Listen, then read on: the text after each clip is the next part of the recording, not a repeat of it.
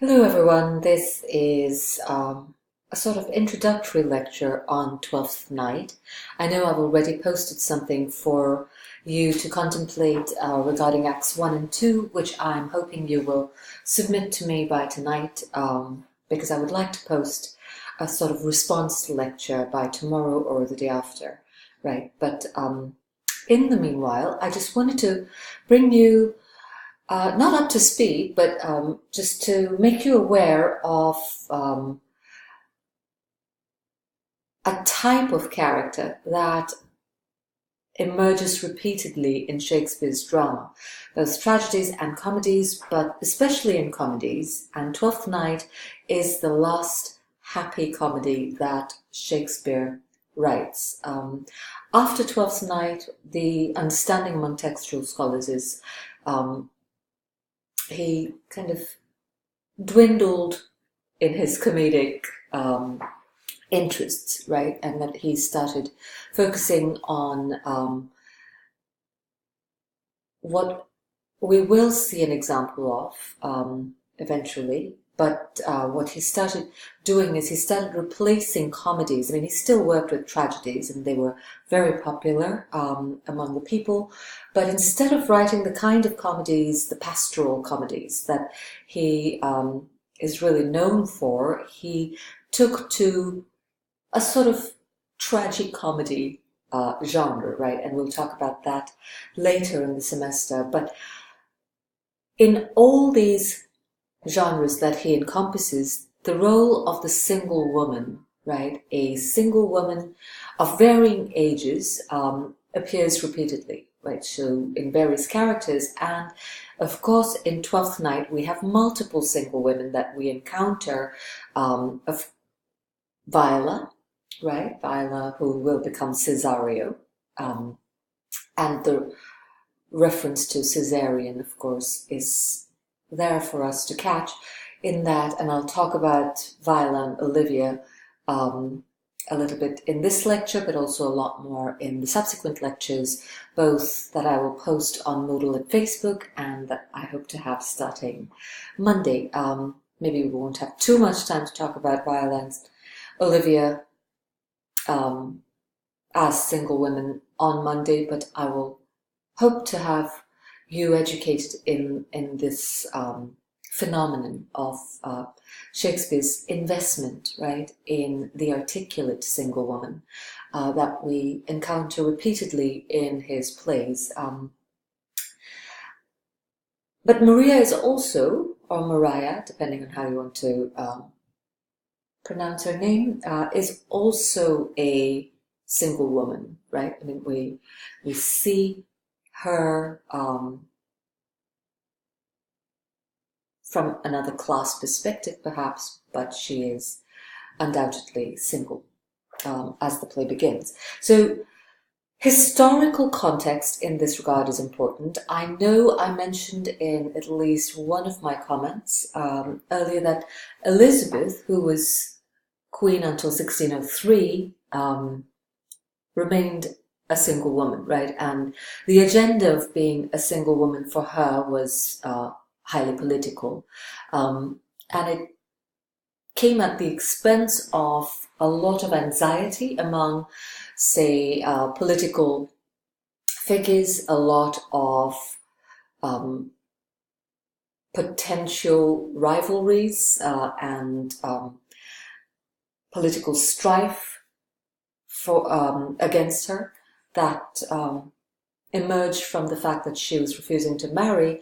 And of course, for a monarchy to be successful, reproductive futurity is a very valuable component, right, of the success, which means that you need to get married, you need to have babies, and ideally these babies are going to be male. If that isn't the case, you end up having the next best scenario, in which case you your female child is married off in a sort of political alliance that benefits your state or your nation.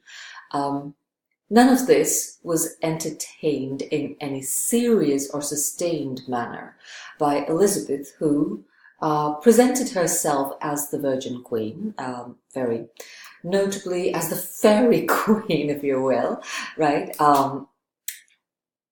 And she drew attention to the sort of precarious nature of futures that are wrought by matrimony, which means she gave talks about this at some institutions. She gave talks at to university scholars, right? She couldn't herself attend these universities as a female, not that royalty would have done so in general, but being female, she would not have been welcome on university premises. But of course, being the monarch, she was the one who was, I don't want to say awarding the degrees, but in some ways the degrees were accredited by her support, right, by the monarchy. So for that purpose, she had the ability to speak with scholars and students, and she also had the ability to talk with other politicians, right, aristocrats and noblemen who supported and or assisted her, right, keeping in mind that to assist her did not necessarily mean that the assistants were her supporters. And fully cognizant of all this, Elizabeth would repeatedly draw attention to the precarity of what happens when a political leader marries, right? And she would say, well, I don't want to quote it, but the text I have is right here. And I don't know if I'll be able to find the passage in good speed for us to continue with the lecture, but she notes that if she were to marry a foreign aristocrat or monarch, the autonomy, the Englishness of English autonomy would perforce be diluted, right? And it's something which, of course, her half-sister Mary, Bloody Mary, had going against her, that she was not only Catholic, she was married to a Spanish monarch, and that was deemed un-English, right? So that's a worst-case scenario in one sense. But even if she were to, say, marry the right kind of guy, Elizabeth argued that she would not be able to guarantee that the progeny they have, the future king or the future monarch they have, would be a good one. That the child that is produced as a result of wedlock is in no way a guaranteed good fellow, right? A guaranteed good woman. And that was one of the ways in which she kind of mitigated the anxiety many people had, and many people continue to have, despite her attempts, her rhetorical attempts, to alleviate this concern, right? And to also kind of cast aspersions on the logic, if you will, of matrimonial biological futurity. That who is to guarantee that the stuff that comes out of your womb and the stuff that is your product, because you literally reproduced, is going to be a good enough product, right?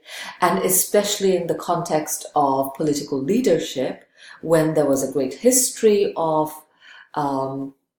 ineptitude, of corruption, and so on, this would have been a great concern to the people of England, right? So she remained a successful monarch in many ways, a very rhetorically sound monarch, and she managed to retain her status as a single woman, right? And there was till her very, very old age, within the Renaissance context, old age, there was a lot of opposition that she felt and that she fended off owing to this. But this is the context for us to retain as we think about the single women who are represented in Shakespeare's drama. We've seen single women in Midsummer Night's Dream who then at the end of the play are not single anymore, who are silenced through their matrimony, right? And their silence is very disturbing because their beginning as radical women rendered them interesting, rendered them autonomous, rendered them disobedient. Everything that was problematic in Renaissance constructions of femininity was manifested in them, but they end up married, silenced, not simply silent, but silenced, right? In Twelfth Night, the case is a little different, and I would like us to think about the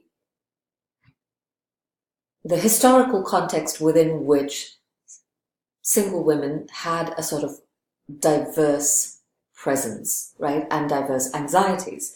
Well, there is about 11 minutes, so I have a 4-minute period before this particular lecture slot dies on us. So I will go quickly into what history I'm referring to, right? When Henry VIII decided to reform the Church of England, right?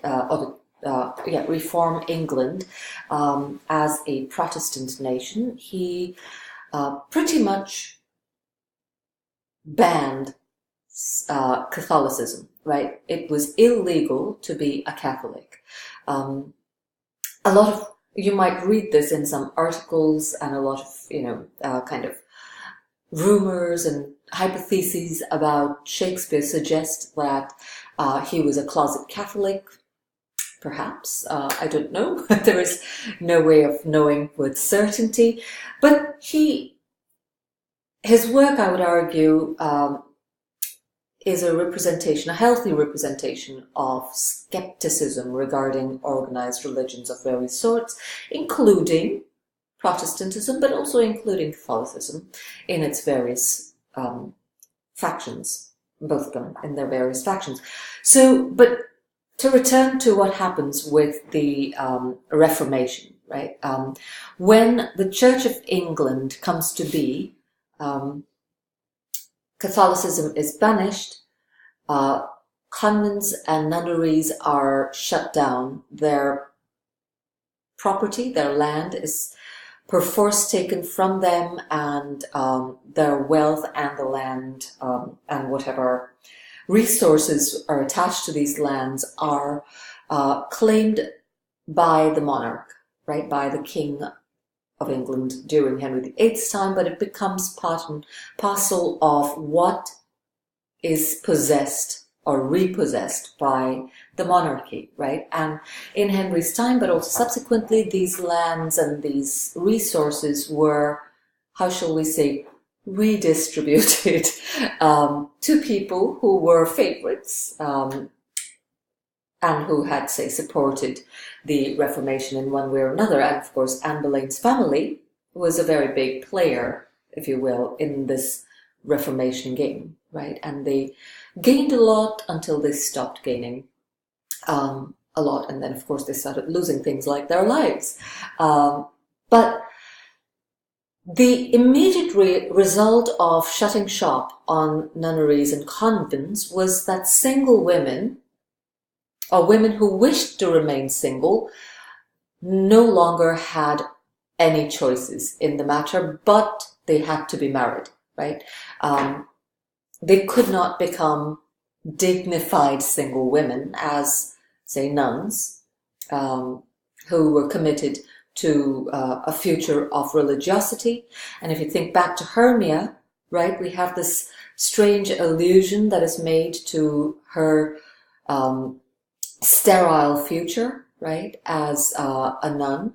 That would have been almost a nostalgic thing for the early audiences of Shakespeare's plays, the first audiences, if you will, because it was literally not possible for a woman in England to become a nun. I'm going to shut shop right now on this lecture, and I will continue in the second part of this lecture.